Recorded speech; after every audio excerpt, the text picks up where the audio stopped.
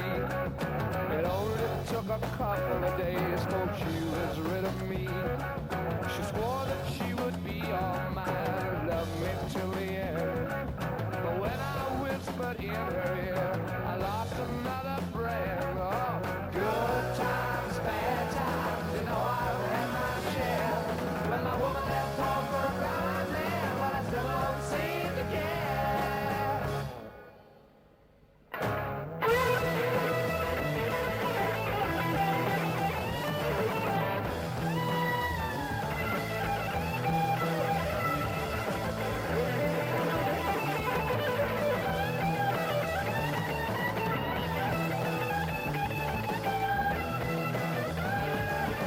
Good times, bad times, you know I've had my share. When my woman left home for a brown-eyed man, but I still don't seem to care.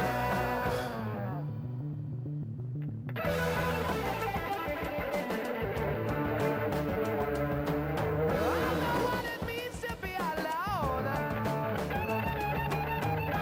sure do wish I was at home. I don't care what the neighbors say.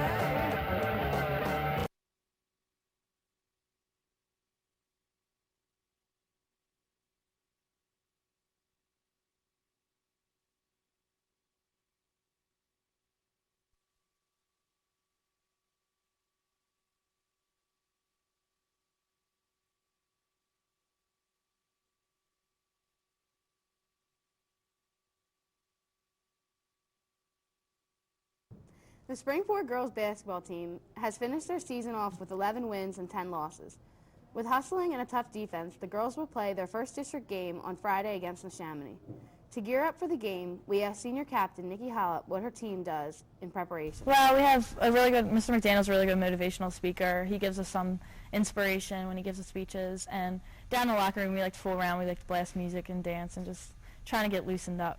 Throughout the year, the girls have met the challenge of their competitors. The matchups with St. Pius and Lansdale Catholic have been two of the toughest games. Senior captain Leanne Boyle says, St. Pius was probably the most challenging because they have quick guards, strong posts, and they have determination to win. We made the mistake of losing once, but we won't make it again.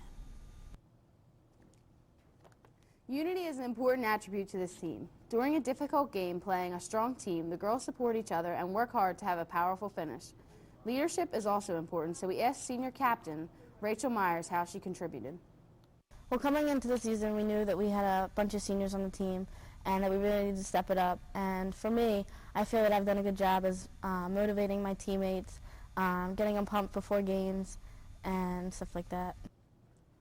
When asked what she thought was her team's strongest attribute, senior captain Kaylee Sloth responded, Well, we come into practice focused and we work hard, which makes our team better and better each day.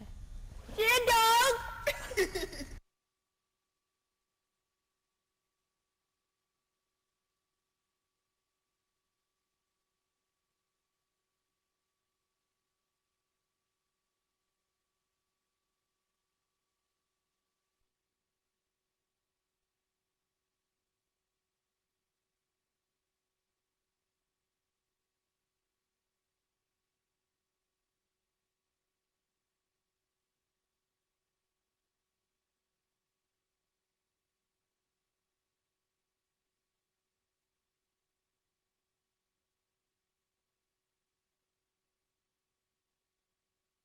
Finding something that is educational yet fun at the same time is rare these days.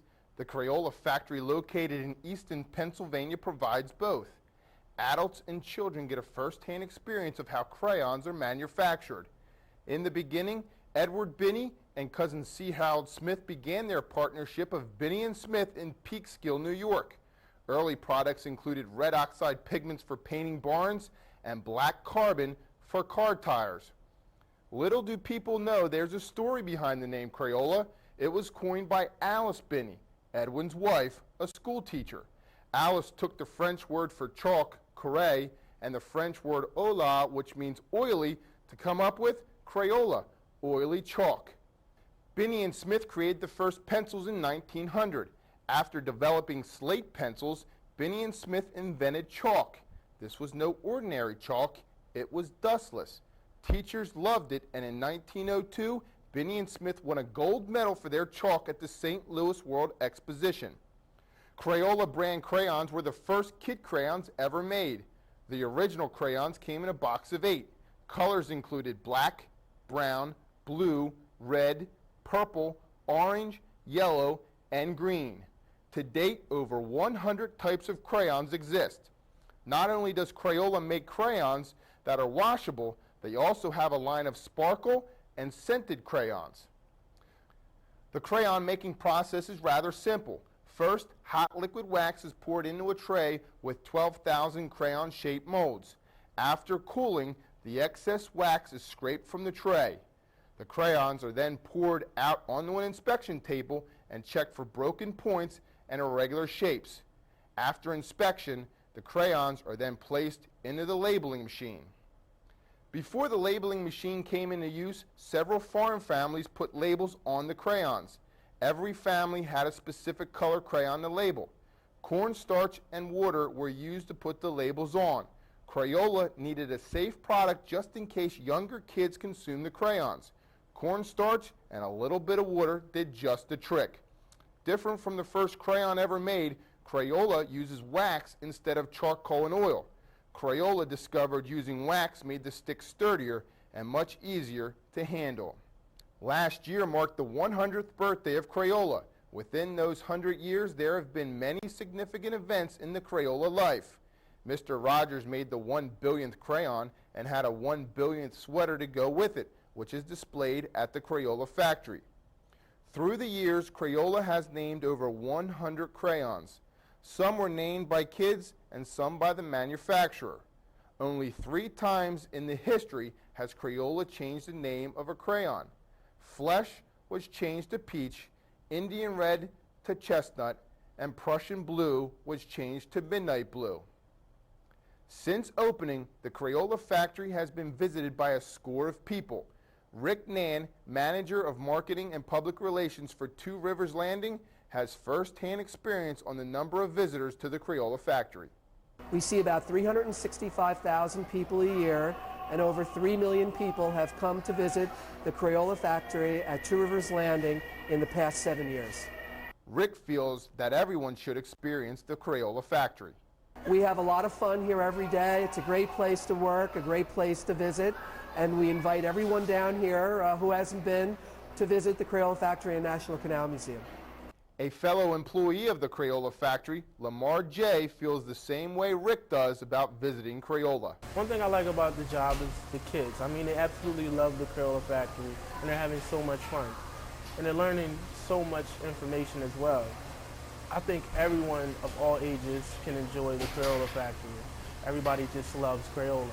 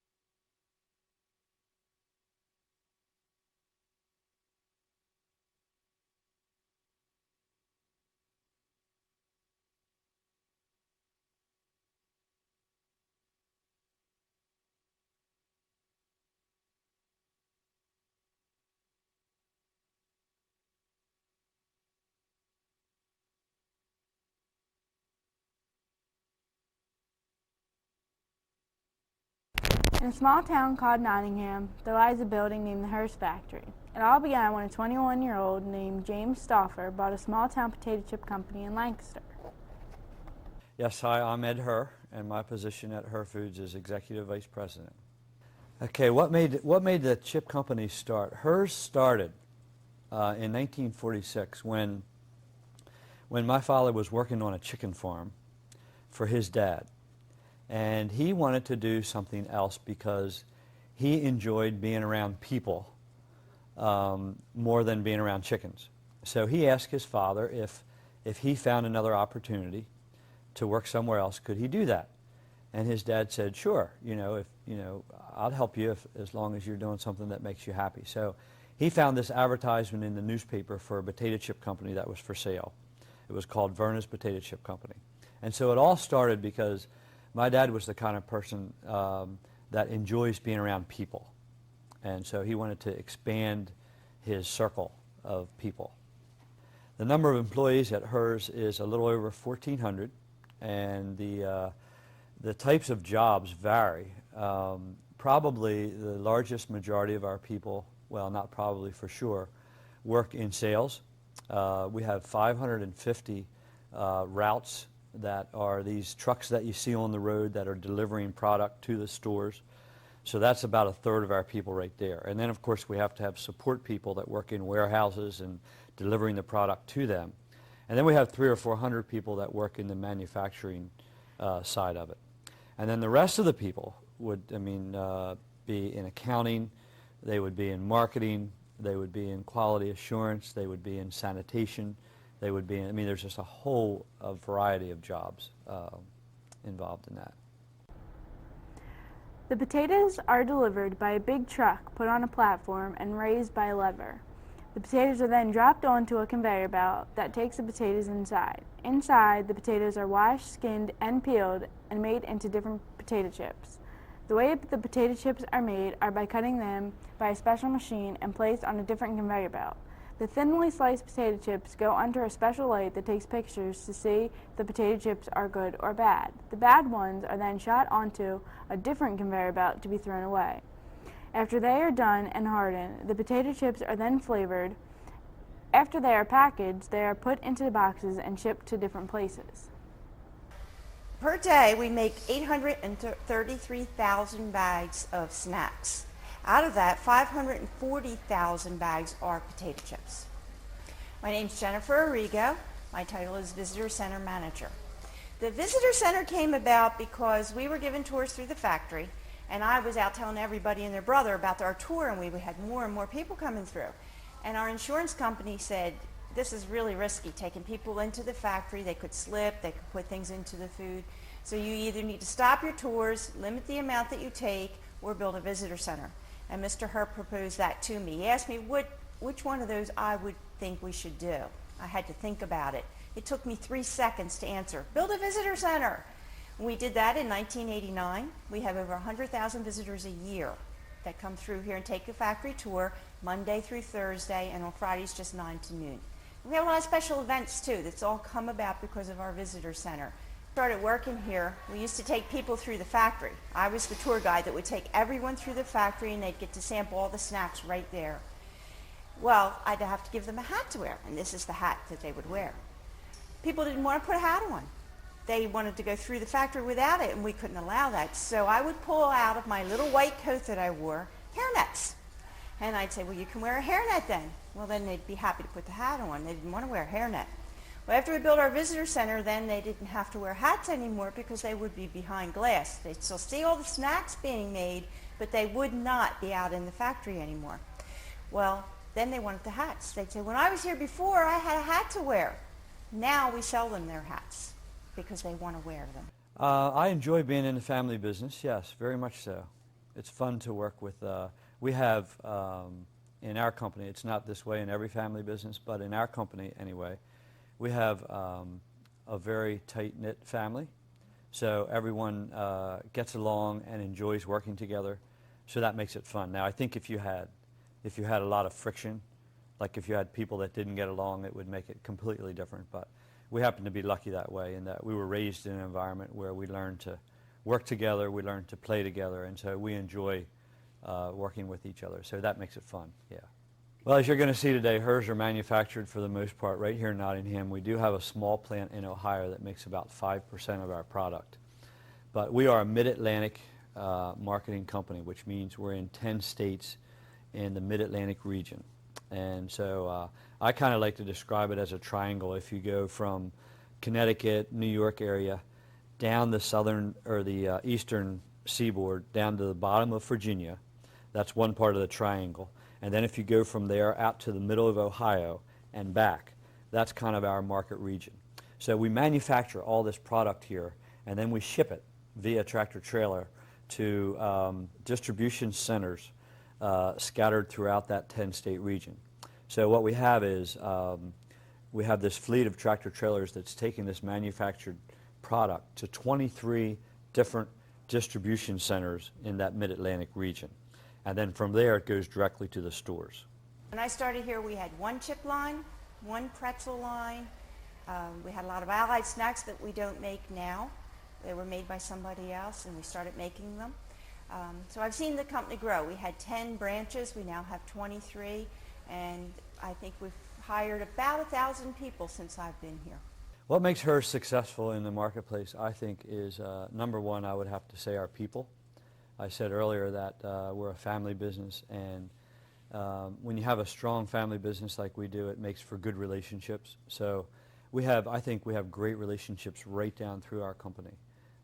Managers that treat their people fairly, and we have an atmosphere here in this family business that enables people to thrive and be the best at what they can do, the best at what they do. So I think that gives us a competitive advantage.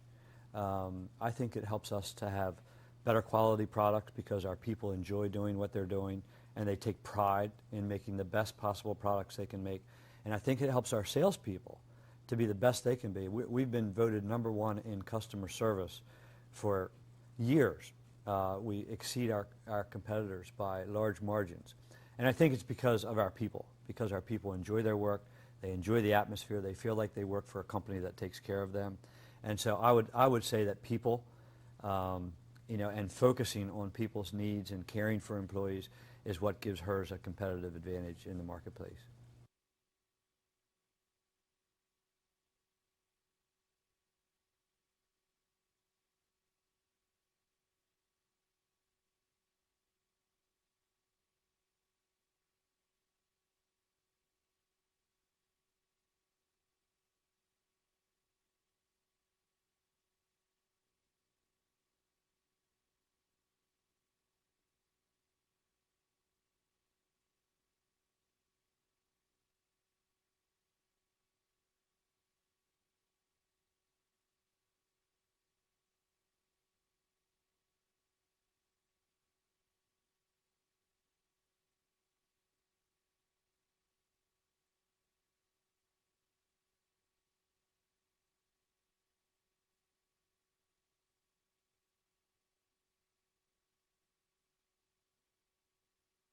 Finding something that is educational yet fun at the same time is rare these days.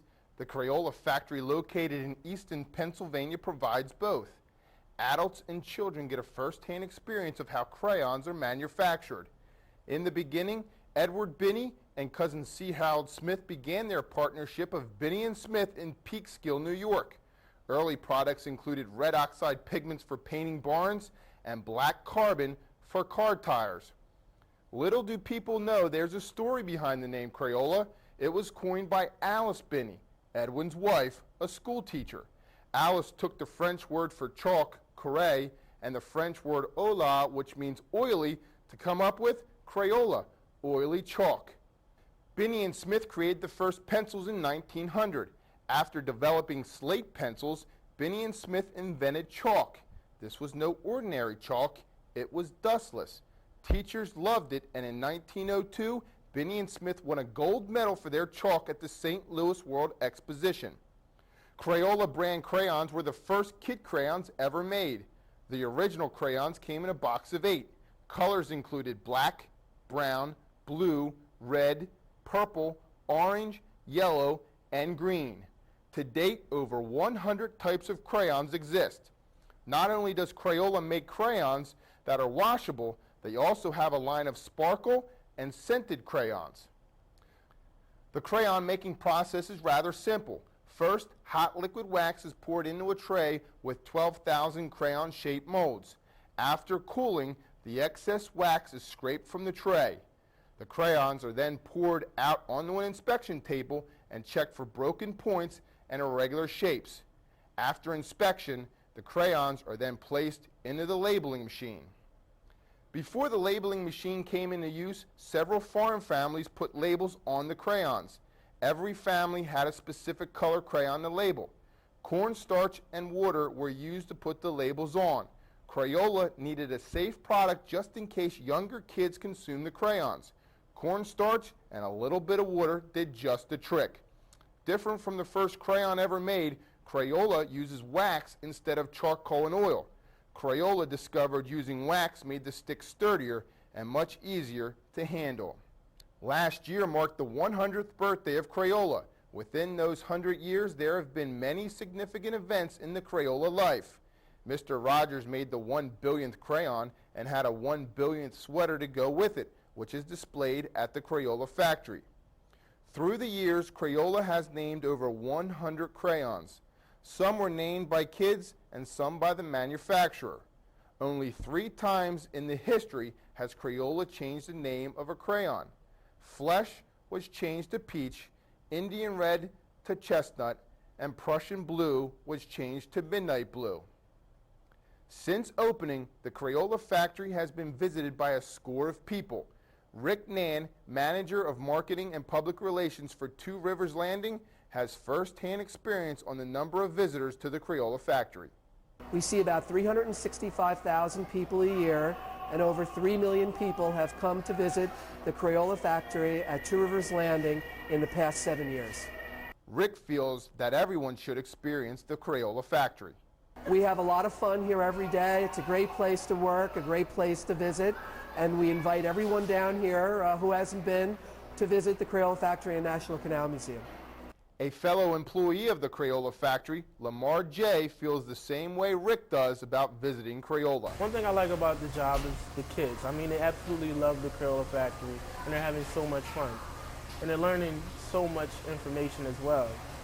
I think everyone of all ages can enjoy the Crayola factory. Everybody just loves Crayola.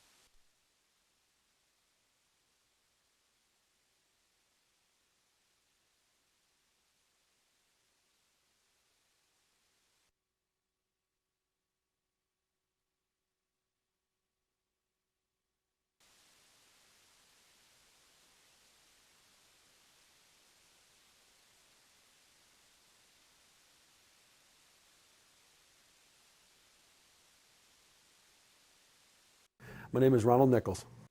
The lanes were originally built in 1959. They've had 3 renovations here, putting on 8 lanes at each time. The professional bowling tours here for years, back in the late 60s and the early 70s. They haven't had any here for a few years. I personally, myself, I saw Mr. Steve Cook, Mark Roth, and Earl Anthony here. What is the house record? Our current house record for a single three-game series is 863. Go ahead. We had one guy here that was bowling, and we like to have some fun around here. He threw his ball down the lane. When his ball went down to the ball return, we actually took his ball out and put a brand new ball in.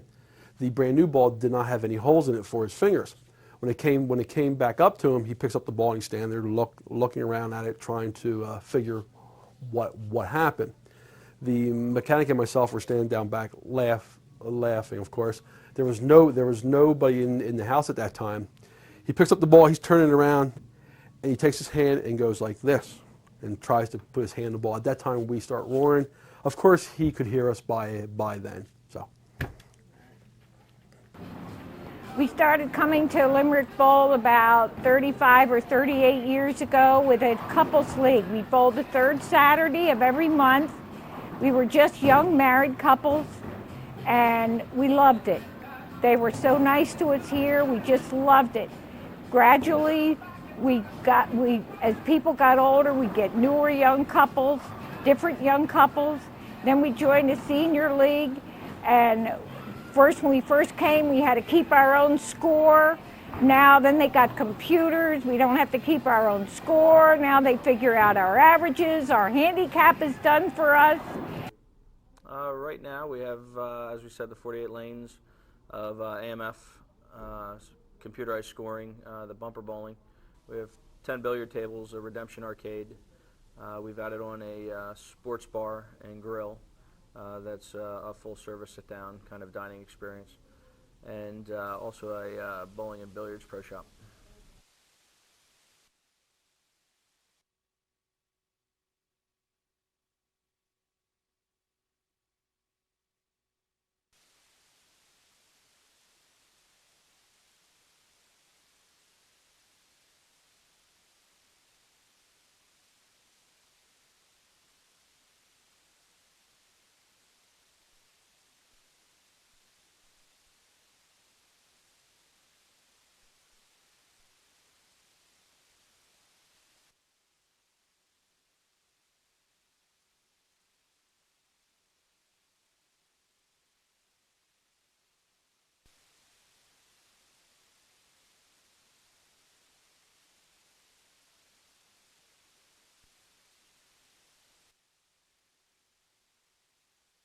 They were all wood.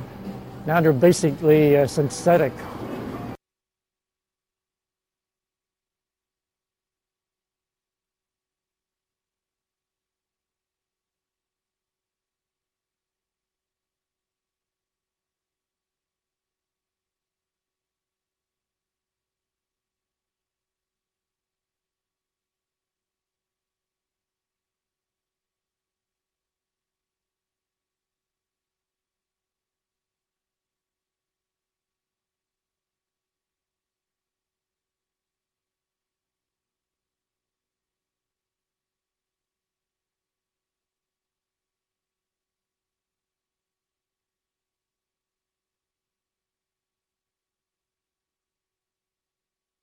Welcome to historic St. Peter's Village. The village is located in Warwick Township. First inhabited by the Lenni Lenape Indians, the land was taken over in the mid-1700s by the Nauer family. The population of the area in that time period was about 13,000 people. Its popularity began to grow during the Revolutionary War because of the need for workers in the mills and at the furnace. The furnace produced guns and cannons for Washington's army while they camped out in Valley Forge. Not only were people attracted to the area because of its working environments, people were attracted to its beauty as well. The land is overflowing with natural resources such as a large black granite quarry, iron ore, gold, silver, and copper mines. Not only did the black granite benefit this area, it was used to build the telephone and telegraph building in New York City, which still stands today. By the late 1800s, this village was thriving. It was the perfect time for an inn to be built. So at the end of the 19th century, Davis Nauer built a luxurious inn for people from all over the area to enjoy. People traveled to the area on both the Sow-Belly Railroad and the Boersback Railroad to visit the spas and enjoy the beautiful waterfalls. People preferred the Boersback Railroad to the Sow-Belly Railroad because of its smoother ride, and it had a better scenic route. Davis Nauer, the founder of the inn, built the inn because he wanted to add to the charm of the village. It soon became a popular place for the upper class to gather and relax.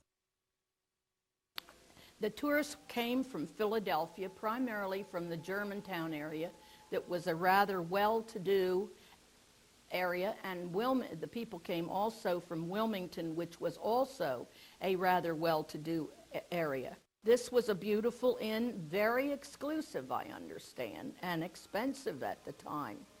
People came and walked the beautiful woods and enjoyed the landmarks of the area. Later on, I would say that this was known for its beauty. This inn is not only famous for its surroundings, but for its supernatural activity. This inn doesn't just have one ghost, but is known for being inhabited by 3, a strolling woman, a crying baby, and Herbie, the gentle old man. These ghosts let people know that they are there by slamming doors, turning lights on and off, and occasionally allowing people to see them. The strolling woman has been known to suddenly appear on the deck overlooking the falls and staring at people through windows. She is said to have committed suicide in one of the upstairs rooms at the inn. The crying baby has been heard all throughout the inn by many different people. No one has ever seen it, but many people have heard its mysterious cries. The gentle old man who is known to haunt the inn is named Herbie. During his life, he was a baker who worked in the village. His real name was Herb Hinkle. Herbie is known to haunt the inn because while he was alive, he lived at the inn and often gave children cookies. He was known by everyone as a nice man. Most people who claim to have seen the ghosts have seen them not only in the Black Granite Inn, but also in the surrounding towns as well. The area would not be the same without its supernatural friends. The inn stayed in the Nauer family until the 1960s. After Davis's death, his son, David J., took over the family business until his untimely accidental death. From there, Davis's grandchildren took over and restored the inn. After the restoration, the family decided to sell the inn to a bank. From there, the bank attempted to re-establish the already existing inn to a bar and restaurant. After this unsuccessful attempt, the bank decided to sell the inn to a small group of men led by Leonard Evans. Evans and his group turned the struggling inn into a general store, where they sold everything from tools to cakes. As you can see, this inn has been a handful of different things, but thanks to Stephen Nizio, it is now a successful bar and restaurant named the Black Granite Inn. The interior of the inn is just as beautiful as the exterior.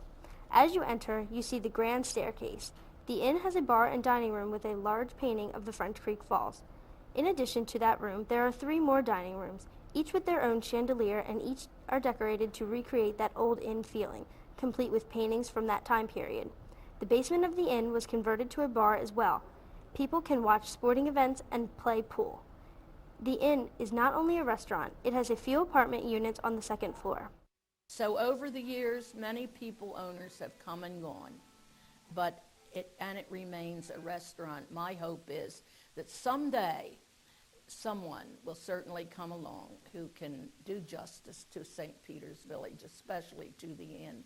And as I look around today here, it is beautiful. These 2 rooms are beautiful. And I hope to come down and have dinner here over the holidays.